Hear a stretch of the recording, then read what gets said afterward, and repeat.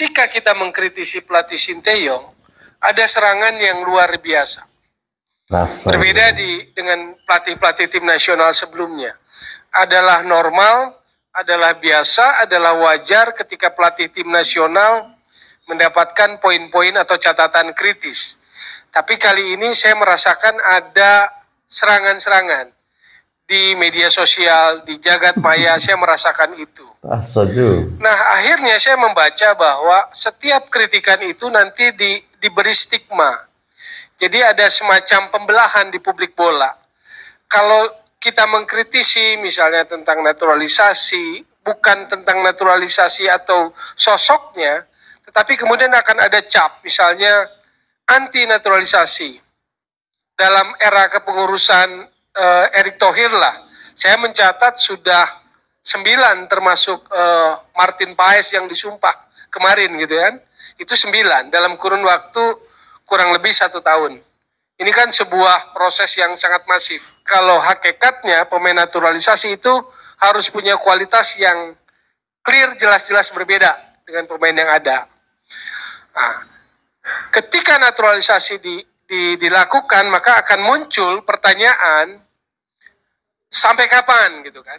Kenapa muncul pertanyaan apa artinya kompetisi? Karena dimanapun mazhab sepak bola, prinsip sepak bola, timnas itu lahir dari rahim kompetisi, kan begitu. Bahkan sampai saya dituduh mafia katanya. Saya difitnah mafia bola, saya difitnah tukang titip pemain gitu loh. Jadi dalam kesempatan ini saya juga mau bilang buktikan saja kalau saya mafia bola. Padahal dalam konteks mafia bola, saya akhirnya dicekal, nggak boleh siaran Liga Indonesia. Terakhir siaran saya di TV One 2019 karena mungkin terlalu lantang kasih kode-kode ketika mengomentari pertandingan yang katakanlah dalam sudut pandang saya sebagai komentator pengamat bola bau-bau amis. Kemudian akhirnya saya kan diblok, nggak boleh siaran bola lagi. Tapi sekarang dibalikin tuduhan itu, saya lah mafia bolanya katanya. Yang dalam ilustrasi benak saya adalah ini seperti film Gladiator gitu loh. Hype-nya, passion-nya, riuh rendahnya memang dapat. Kita seperti ada di Kolosium yang rame hingar-bingar hiruk pikuk dan berteriak gemerlap sukacita segala macam. Cuma waktu itu mereka kan menggunakan gladiator, atraksi gladiator untuk menutupi kebobrokan Roma waktu itu. Nah kita nggak ingin gitu loh. Hype tim nasional rame-rame begitu gemuruhnya di stadion dimanapun, entah itu di GPK dan seterusnya, lalu kita melupakan aspek-aspek yang harus dibangun dari sepak bola. Karena naturalisasi adalah shortcut insan. Hakikat membangun pasti harus dari bawah, karena yang dari bawah akan sustain, akan punya continuity, akan berkesinambungan. Kan? Sinteyong itu sempat mengeluarkan pernyataan di media sosial terkait wasit. Cukup keras menurut saya sih pernyataannya. Dia menulisnya kurang lebih seperti ini. Pemain asal Cina ini seharusnya tidak pantas lagi berada di sepak bola. Saya kaget dengan pernyataan itu. Untuk pelatih sekaliber Sinteyong memimpin tim nasional, dia representasi kita sebagai bangsa Indonesia, itu pernyataan yang keras. Yang wasit Cina itu. Kalau saya melihat bahwa apa jurus Sinteyong, apa strategi Sinteyong, 1 naturalisasi, 2 lemparan ke dalam Arhan, 3 adalah jagoan di medsos. Jadi kan kita berhadapan dengan publik, berhadapan dengan argumen publik yang sangat membabi buta dalam menilai sesuatu gitu loh. Argumen bolanya sih dangkal sebetulnya. Gitu. Assalamualaikum warahmatullahi wabarakatuh. Salam salve, Om Swastiastu, Namo Buddhaya, salam kebajikan, salam olahraga. Towel akhirnya mengakui bahwa saat ini ketika dia mengkritisi Coach Sinteyong, reaksinya berbeda. Dia malah diserang balik oleh para netizen. Rasain lo, baru tahu bagaimana netizen itu kalau sudah marah. Dia membandingkan kalau dulu ketika dia mengkritik pelatih timnas, netizen kok diam saja. Ya iyalah, kita diam saja karena memang tidak ada prestasi ketika itu. Tetapi sekarang netizen Indonesia, para pencinta sepak bola Indonesia sudah terlanjur mencintai Coach Sintayong. Karena Coach Sintayong berhasil membuat perubahan yang sangat signifikan tentang sepak bola Indonesia. Menghancur bakat pemain muda.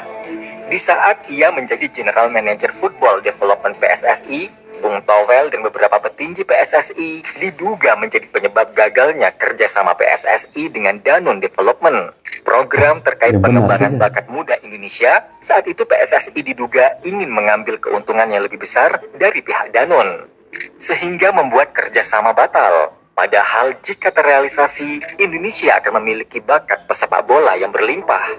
Namun apa daya, oknum PSSI dan Bung Towel saat itu lebih memilih uang dibandingkan kemajuan sepak bola Indonesia.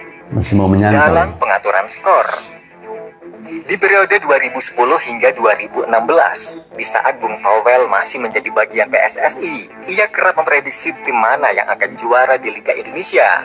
Menariknya, prediksi Bung Towel selalu benar. Ya. Menurut beberapa pihak, hal itu berkaitan dengan banyaknya kasus suap menyuap yang melibatkan pejabat-pejabat penting PSSI atau Exco, serta presiden klub yang bermain di ISL 2010 hingga 2014 dan Torabika Soccer Championship 2016. Selain itu, Towel juga disebut terlibat dalam pengaturan skor di Liga 2 dan Liga 3 yang potensi terbongkarnya lebih minim dibandingkan Liga 1. Tangan kanan mafia bola. Selama ini banyak yang tidak mengetahui bahwa Towel merupakan orang kepercayaan tokoh-tokoh yang menjadi dalang di balik merosotnya sepak bola Indonesia. Sebut saja Nurdin Halid yang merupakan napi sekaligus mantan napi yang mampu memimpin PSSI dari balik jeruji besi. Lalu ada Joko Driono yang merupakan mantan PLT Ketum PSSI sekaligus pemegang saham mayoritas Persija Jakarta yang berhasil ditangkap pada 2019 karena terlibat kasus dugaan pengaturan skor sepak bola yang membuat sang juara liga kala itu, Persija Jakarta, disebut sebagai juara settingan pada musim kompetisi 2018. Benar, sah. Selain itu, Towel juga dikabarkan membantu Mr. X untuk mendapat kursi jabatan di PSSI, di mana Mr. X sendiri pada awalnya berhasil menjadikan PSSI sebagai gudang emasnya dengan mengambil beberapa bagian dari denda-denda klub Liga Indonesia yang satu pertandingannya bisa mencapai ratusan juta rupiah. Wow, nah, sejak era Erick Thohir, praktek curang Mr. X itu perlahan mulai bisa diatasi, dan karena itulah Towel yang merupakan anak buahnya kerap mengkritik PSSI secara membabi buta karena kesal sumber cuan mereka menjadi tertutup. Skandal Justip pemain timnas. Pernah dengar kasus pemain yang tidak memiliki penampilan apik namun selalu berhasil masuk skuad timnas Indonesia? Mungkin itu adalah salah satu contoh pemain titipan yang berhasil direkomendasikan oleh Mr. X. Namun sejak tahun 2019, praktek tersebut mulai sulit dilakukan. Apalagi setelah Sintayong melatih Indonesia, hal tersebut semakin sulit dilakukan. Selain terkenal sebagai pelatih jujur yang tidak kompromi dengan pemain titipan, Sintayong juga banyak menggunakan pemain keturunan dari luar negeri, sehingga membuat slot pemain dari klub Indonesia menjadi sedikit. Disinilah alasan kenapa Towel selalu menyerang Sintayong dan kontra pemain keturunan atau naturalisasi dengan dalih menghambat pemain lokal. Padahal kenyataannya ada kepentingan Justip pemain di belakangnya. Selain mengkritik Sintayong dan PSSI dengan tujuan tadi, kontroversinya itu tanpa kita sadari menjadi ladang cuan bagi Bung Towel. Ia menjadi sering diundang ke berbagai acara atau podcast yang berkaitan dengan sepak bola dengan penghasilan yang tentu tak sedikit. Ada baiknya seorang Bung Towel tidak terlalu diberi panggung, karena jika terus seperti itu bisa saja berdampak negatif bagi persepak bolaan tanah air yang sedang bangkit menjadi macan Asia. Kira-kira bagaimana menurut kalian, guys? Jangan lupa tulis di kolom komentar, and see you next video. Bye-bye. Ya, akhirnya terungkap ya, kenapa si Towel ini sangat tidak suka dengan Coach Sintayong. Mungkin salah satunya adalah soal Justip, jasa titip pemain. kita ketahui bahwa ketika Coach Sintayong datang, tidak ada lagi yang istilahnya titip menitip pemain. Coach Sintayong bahkan berani memotong satu generasi sepak bola di Indonesia. Dia membuat sebuah kejutan besar yang mungkin di luar dari nalar kita.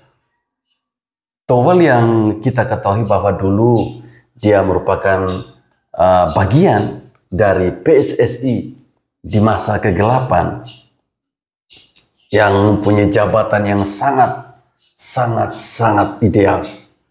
Jabatan yang tentunya yang pada akhirnya kita ketahui bahwa oh ternyata atau pantasan saja ya sekarang dia cerewet sekali, karena memang cuannya yang dia dapatkan dari PSSI ketika itu tidak lagi dia dapatkan sekarang, sehingga dia kesannya itu sangat benci sekali dengan Bapak Erick Thohir, dengan PSSI karena terlalu memanjakan Coach Sintayong.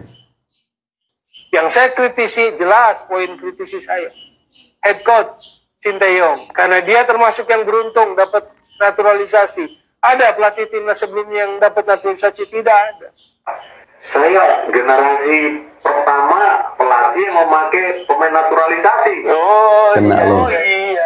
Diego Misius. Iya. Pemain saya pertama dulu ada Irfan Bahdim. Benar. Setelah era Coach Riedel, dia masuk di tim senior, itu saya panggil di timnas 23. Karena usianya waktu itu baru 21 tahun. Yes, betul.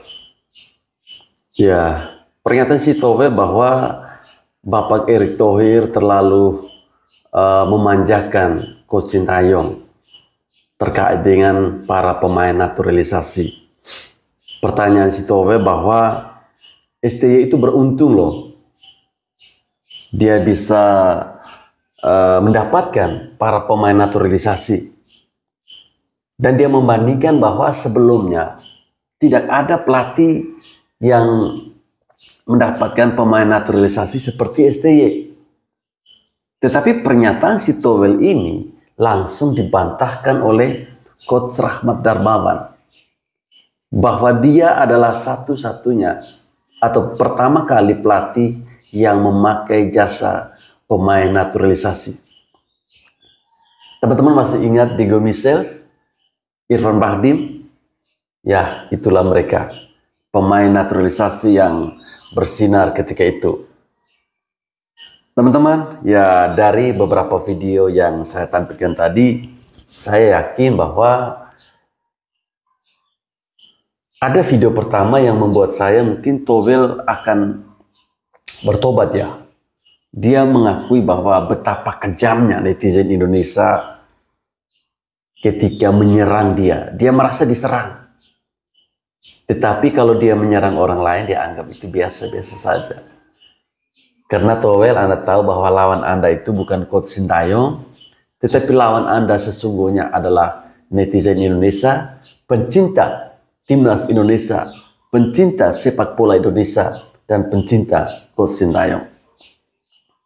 Baik teman-teman, saya kira sampai di sini video saya. Terima kasih. Salam olahraga.